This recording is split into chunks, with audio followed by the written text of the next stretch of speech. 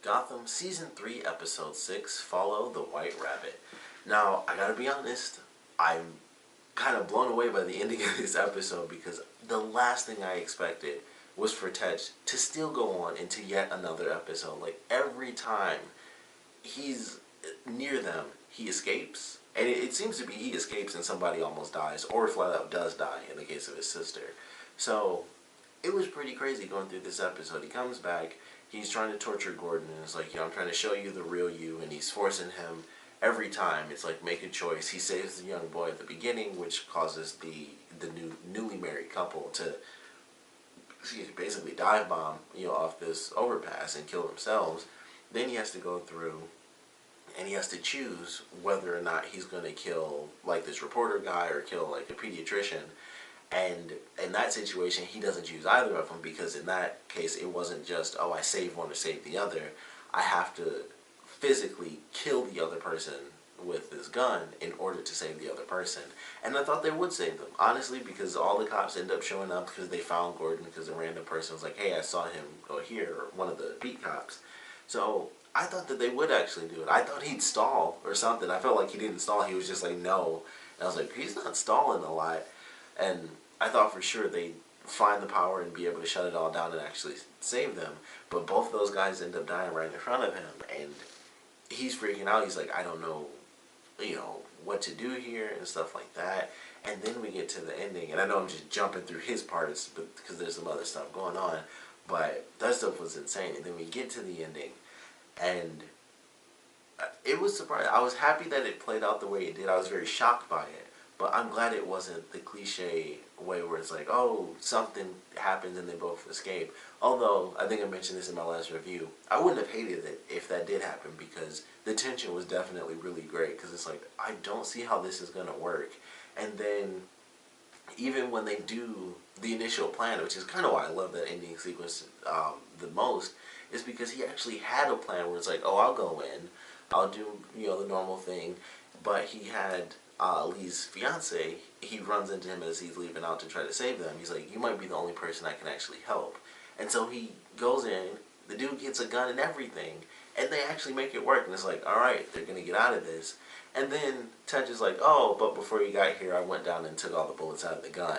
And he pulls the trigger and it's like, yep, alright, get him in the bathroom and let's get back to business. And I was like, holy crap, that was really cool.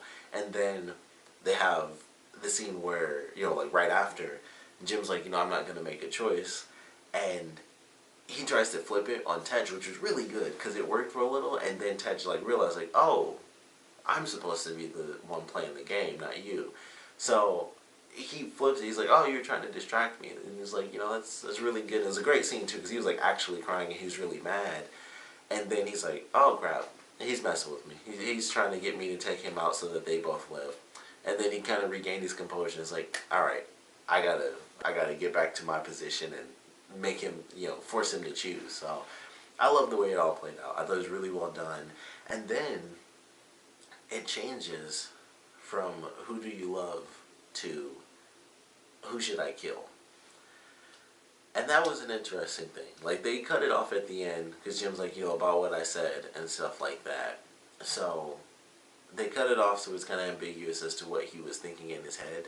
Did he really want to kill Lee off because he's in a current relationship or something like that? Or was this, in his mind, he knew what Tej was going to do and he was going to say, hey, kill her, kind of a reverse psychology thing because he figured that's what Tej was going to do to begin with. So we have to wait and get the official answer in the next episode, but it was interesting. I was like, holy crap. It was like, who do I kill? And he did the countdown, and he's like, Lee. And it's like, holy crap, he actually did it. He chose one of them, and it played out how it was supposed to. And there's another reason why I like Tej. He was like, okay, this is who you want me to kill, which means you love her. And so he shoots Valerie, and then he just leaves. He's like, boom, alright, did what I wanted to do, I'm out of here. And that's it. He just takes off.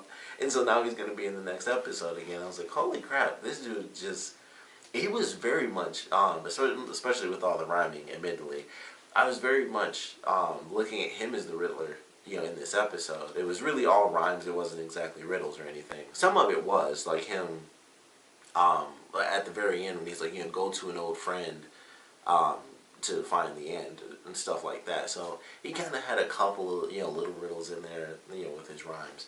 But I was like, man, this is very, Riddler-like, where he sets up two people and it's like you have to, not only find your way here, but you also have to make a decision as to how to, make this work. So I thought it was interesting. I was like, man, he's very much Riddler-like, because it kind of, they've definitely strayed away from the more Mad Hatter aspect of his character with, the hypnotization and stuff. They still do it. Of course, it's not for the main character, so technically it's all still there, because he hypnotized a little kid to stand in front of a truck. He hypnotized the couple to jump off the bridge. He probably hypnotized the two people to, go sit in the chair so he could strap them up. And of course, I'm pretty sure those are still two of the brothers. Or I think those are two. Those might be two different people. I wasn't even paying attention for this episode, but I think those are still the last two brothers that were left alive from the other episode that he still has hypnotized. So there's a lot there. Like, we still get to see the Mad Hatter style. We get some somewhat Riddler-esque moments from him, at least as far as I'm concerned, in this episode. And I thought it was really cool. I was like, man, I'm kind of loving him as a villain. Quite a few episodes he's been in. I think this is his... I guess technically I have to count the last episode too. So I think this is his 4th episode, and the next one will be his 5th, technically. So even not counting the last one, this is his 3rd episode, and the next one, if it's the last, will be his 4th and final episode, which I think it might be. I think this was kind of the ultimate game, and now the next episode, he's got to be taken out. Like, he did the ultimate choice. Like, who do you love out of these two women? Who lives and who dies?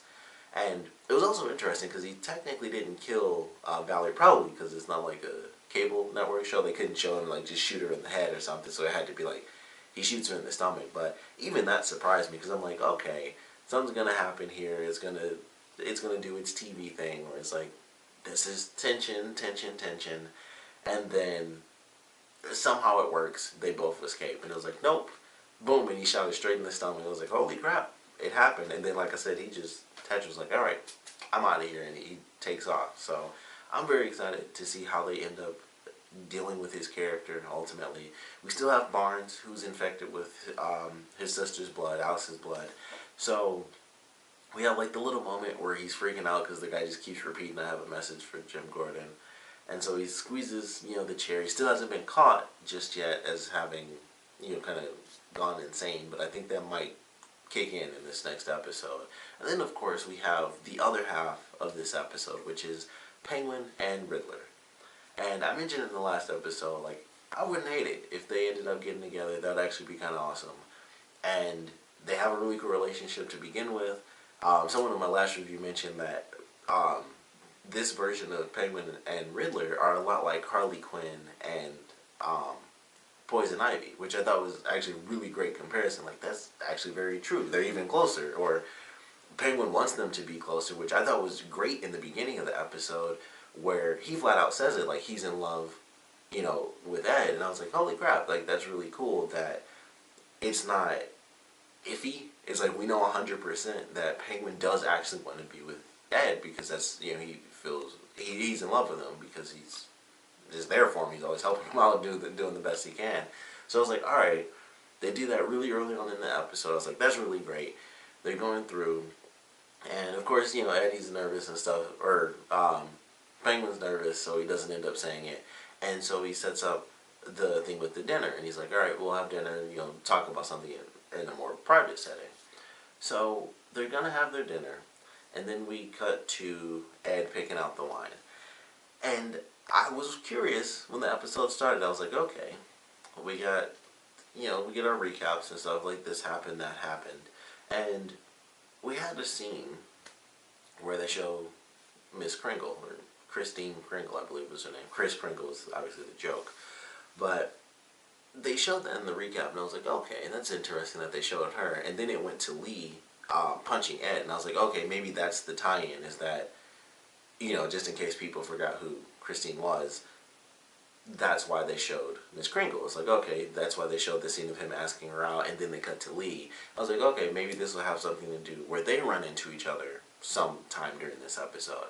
And it goes all the way through. We have our dinner coming up and stuff. I'm like, alright, we're gonna have Ed say something. He'll either say yes or he'll say no. And it goes through. He's getting the wine, and of course who shows up? Not technically Miss Kringle, but obviously the same actress, and so she's a different character, but it's meant to be, this woman who looks just like Kris Kringle. And what does she do? She comes in, throwing out riddles, throwing icebergs at this little shipping that I got going between Penguin and Riddler. She's just dropping icebergs all over this ship. So that's not going to happen now. I was super pissed off, by the way. I was like, oh, of course, she comes in at the last minute. Honestly, I would have been happier if they just did the dinner and Ed was like, I don't like you like that. I would have been happier if they did it that way, but she's here. She's dropping riddles and rhymes, so of course they're going to end up together, at least temporarily. I don't know what that's going to do with Penguin. That could lead to some really awesome stuff where he gets super, super dark, because it's like, this is the first person I've truly cared about after my mother died, and now I can't be with that person the way I want to be. So I don't know how that's going to truly affect their relationship, and I don't think he would, because he still cares about Ed, but he might kill this woman. I kind of doubt it, though, because, like I said, even if he ends up, and it's not like he was technically rejected, Ed doesn't even know at this point, so, but he might find out in the next episode, because they might still stick with that dinner scene and then cut to the rest of the episode. So I don't know how this will play out. We'll kind of have to wait and see if they show us the dinner scene, which I'm assuming they will. He'll either say it and then he'll be rejected, and it's like, oh, it's because I found this other woman, or it's because I don't. Either he'll get rejected or it'll be rejection either way. It'll be a no. So we'll have to see how it plays out. But I don't know. I was kind of mad. I'm hoping that this is like a stopgap. So they have they have her, kind of come in there, and Riddler's like, okay, I'm really in love with this woman because she reminds me of the woman I was in love with before, but she also, happens to do riddles and stuff like that, and she will not find out that I killed her ex-boyfriend and stuff. It'll just be she looks like the person I used to like, and so I can be with her again. Basically, it's kind of how he's going to be thinking, I'm assuming. So, I don't know how long this will last, and I don't know how it's going to end, because it could be bloody, it could be just they go their separate ways, I don't know. But I'm hoping it's just a stopgap, and that this wasn't just Penguin having these feelings, and then they take it to a point where it's just like, yeah, we kind of played it up and made it seem like a great idea, and then we just do nothing. We just throw in this woman so that Riddler can fall in love with her, and then it just never becomes a thing. So hopefully that's not how this takes place as we go through this season. Obviously we'll just have to wait and see. But I was kind of disappointed. I was like, all right, that really sucked. They did like the love triangle thing and just threw in somebody at the last minute.